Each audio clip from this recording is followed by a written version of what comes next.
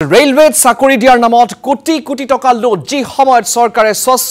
আৰু নিকা নিযুক্তিৰ নিদৰ্শন দেখুৱাইছে তেনে সময়তে এইখন অসমতে ৰেলৱে চাকৰিৰ নামত চলিছে লুণ্ঠন ৰাজ চলিছে লুট ৰাজ ৰেলৱেৰ চাকৰিৰ নামত লুণ্ঠনৰ জালমেলা চক্ৰটোৰ মাষ্টাৰমাইণ্ড ধন ডেকাক ইতিমধ্যে গ্ৰেপ্তাৰ কৰিছে আৰক্ষীয়ে নুনমাটিৰ এটা পেট্ৰল ডিপোত ৰাইজে ধৰি উত্তম মধ্যম সোধাই আৰক্ষীক গতাই দিছিল এই ধন ডেকা নামৰ লম্পটটোক কিন্তু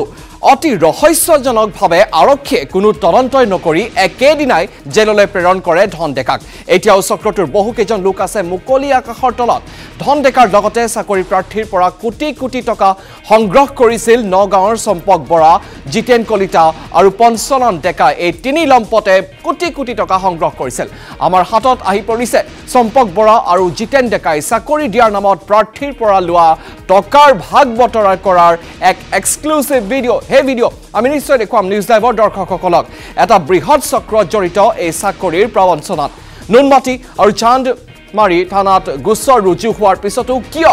ভালদৰে তদন্ত চলোৱা নাই আৰক্ষীয়ে এতিয়া চক্ৰটোৰ বাকী সদস্যসকল গ্ৰেপ্তাৰ নোহোৱাত আৰক্ষীৰ ওপৰত উঠিছে প্ৰশ্ন আৰু এয়া চাওক আমি দেখুৱাই আছো হে ভিডিঅ' এক্সক্লুসিভলি নিউজ লাইভত আৰু আৰক্ষীয়ে গোচৰটো কোনো তদন্ত নকৰাত এতিয়া আৰক্ষীৰ ভূমিকালৈ সন্দেহৰ আঙুলি এতিয়াও মুকলি আকাশৰ তলত বহুকেইটা লম্পট ৰেলৱে চাকৰি দিয়াৰ নামত কোটি কোটি টকা লুট আৰু চাওক এই দৃশ্য এনেদৰে টকাৰ ভাগ বতৰা কৰিছে এই দুই লম্পটে চাকৰি দিয়াৰ নামত এতিয়া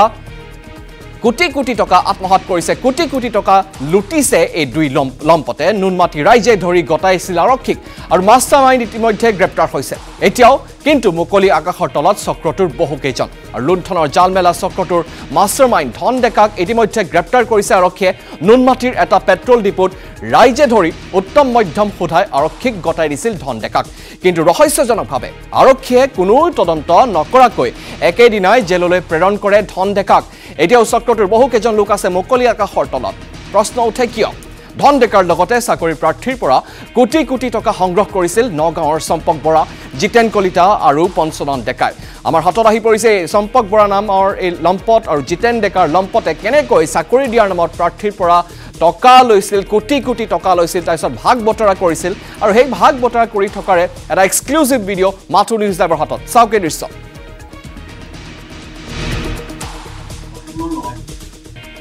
আৰু এই মুহূৰ্তত আমি ফোন লাইনত সংযুক্ত হৈছোঁ আমাৰ চিফ ৰিপৰ্টাৰ গৌৰৱজ্যোতি নেওগৰ সৈতে গৌৰৱ আমি আপোনাৰ কাষলৈ আহিছোঁ যি সময়ত চৰকাৰে এটা অভিযান এটা মিছন লৈ আগবাঢ়িছে স্বচ্ছ আৰু নিকা নিযুক্তিৰ সেই সময়তে এই ডাঙৰ খবৰ পোহৰলৈ আহিছে যে এতিয়া ৰেলৱে চাকৰিৰ নামত কোটি কোটি টকা আত্মসাৎ কৰিছে লম্পটকেইটাই চাকৰিৰ নামত কোটি কোটি টকা লুট গৌৰৱ আমি আপোনাৰ কাষলৈ আহিছোঁ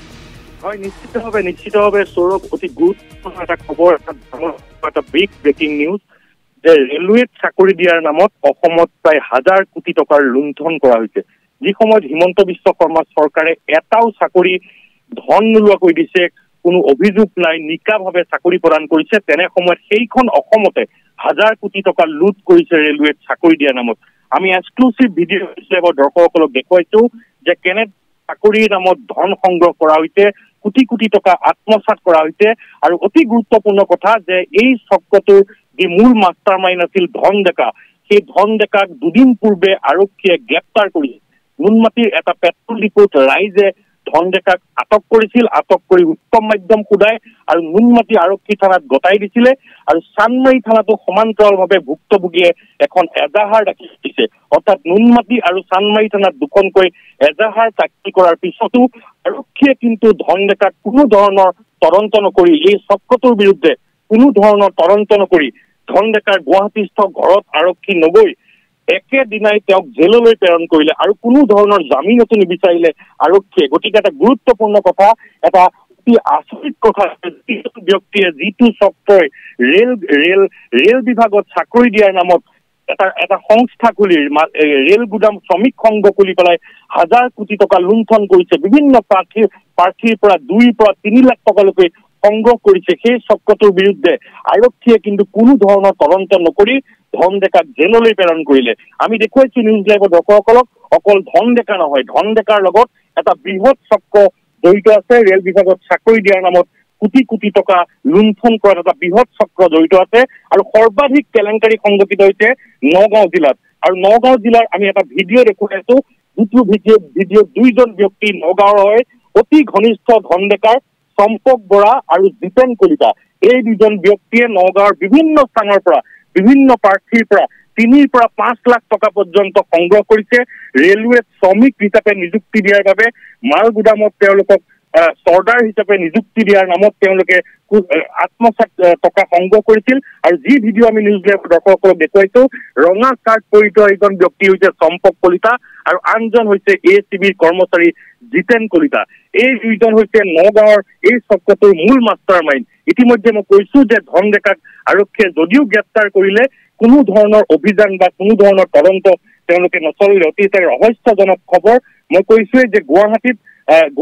বহি পেলাই এই চক্ৰটোৱে উত্তৰ পূৰ্বাঞ্চলত কেৱল অসমতে নহয় উত্তৰ পূৰ্বাঞ্চলৰ পৰা চাকৰি প্ৰাৰ্থীৰ পৰা কোটি কোটি টকা আত্মসাৎ কৰিছে। তেওঁলোকে দুটাকৈ কাৰ্যালয় খুলি লৈছিল। এটা কাৰ্যালয় আছিলে ফচলত আৰু আনটো কাৰ্যালয় আছে সোণাপুৰৰ দিচাং ৰিজৰ্টৰ সন্মুখত। এটা বৃহৎ কাৰ্যালয় খুলি তেওঁলোকে ৰেলৱে শ্ৰমিক সংঘৰ নামত তেওঁলোকে প্ৰথমে প্ৰাৰ্থীসকলক তাত জইন কৰায় আৰু তাৰ পিছত প্ৰথমতে 30,000 টকা তেওঁলোকে সংগ্ৰহ কৰে আৰু তাৰ পিছত পৰ্যায়ক্ৰমে তেওঁলোকৰ পৰা কিস্তি হিচাপত ধন সংগ্ৰহ কৰে ৰেলৱেত চাকৰি দিয়াৰ নামত। এই চক্ৰটোৰ লগত বহু ডাঙৰ ডাঙৰ মানুহো জড়িত আছে আৰু এইটো বছৰত নহয় বহু বছৰৰ পৰা এওঁলোকে এনেধৰণৰ ধন সংগ্ৰহ কৰি আছিলে। বিভিন্ন সময়ত আৰক্ষী থানাত অভিযোগ দিয়া হৈছে। অভিযুক্তসকলে যিসকলে ভুক্তভোগী প্ৰাৰ্থী তেওঁলোকে অভিযোগ দিছে, কিন্তু আৰক্ষীয়ে শেহতীয়াকৈ ধন ডেকাক গ্ৰেপ্তাৰ কৰিও কোনো ধৰণৰ তদন্ত নকৰাত অতি ৰহস্যৰ বিষয় হৈ পৰিছে। মই পুনৰবাৰ কৈছো যে যিখন অসমত হিমন্ত বিশ্ব শৰ্মাৰ চৰকাৰে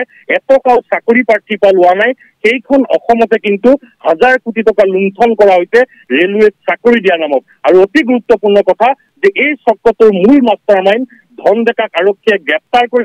আৰু এদিনৰ ভিতৰতে তেওঁক জামিনত নিবিচাৰি তেওঁৰ ঘৰত কোনো ধৰণৰ তদন্ত নকৰি তেওঁৰ বিৰুদ্ধে কোনো ধৰণৰ তালাচী নকৰি এই চক্ৰটো উলিওৱাৰ কোনো ধৰণৰ চেষ্টা নকৰি এদিনতে ধন ডেকাক জেললৈ প্ৰেৰণ কৰিলে। আনকি দেখিবলৈ পোৱা যায় বিভিন্ন সময়ত চুৰ ধৰিলেও গুৱাহাটী আৰক্ষীয়ে সংবাদমেল দিয়ে, প্ৰতিজন প্ৰতিটো ডিচিপিয়ে সংবাদমেল দিয়ে, কিন্তু এনে এজন মাষ্টাৰ মাইণ্ডক আৰক্ষীয়ে গ্ৰেপ্তাৰ কৰাৰ পিছতো 1000 কোটি টকা লুণ্ঠন কৰাৰ পিছতো কোনো ধৰণৰ আৰক্ষীয়ে সংবাদ মাধ্যমক এটা খবৰো নিদিলে, এখন সংবাদমেলো নাপাতিলে আৰু ইয়াৰ বিপৰীতে তেওঁলোকে এদিনৰ ভিতৰতে ধন ডেকাক জেললৈ প্ৰেৰণ কৰিলে। আমি দেখুৱাইছো নিউজ লাইভৰ দৰ্শকসকলক এয়া এক্সক্লুচিভ ভিডিঅ'। নগাঁৱৰ যিসকল প্ৰাৰ্থী আছে সেই প্ৰাৰ্থীসকলৰ পৰা চম্পক বৰা আৰু জিতেন কলিতাই 1000 কোটি টকা তেওঁলোকে সংগ্ৰহ কৰিছে। এয়া কয় যে তেওঁলোকে এই ভাগ কিছু ধন ডেকাক দিয়ে আৰু ধন ডেকাই ওপৰৰ মানুহক দি পেলাই মেনেজ কৰি চাকৰি দিব বুলি এটা বৃহৎ চক্ৰ। এই চক্ৰটো ইতিমধ্যে ফাদি লৈছে। এতিয়া আৰক্ষীয়ে কেনেধৰণৰ তদন্ত আগবঢ়াই দিয়ে সেয়া নিশ্চিতভাৱে গুৰুত্বপূৰ্ণ হ'ব, কিন্তু প্ৰশ্ন উঠিছে আৰক্ষীৰ ওপৰত কিয় ধন ডেকাক এদিন গ্ৰেপ্তাৰ কৰাৰ পিছতো কিয় কোনো ধৰণৰ তদন্ত নকৰাকৈ কিয় জেললৈ প্ৰেৰণ কৰিলে। সৌৰভ।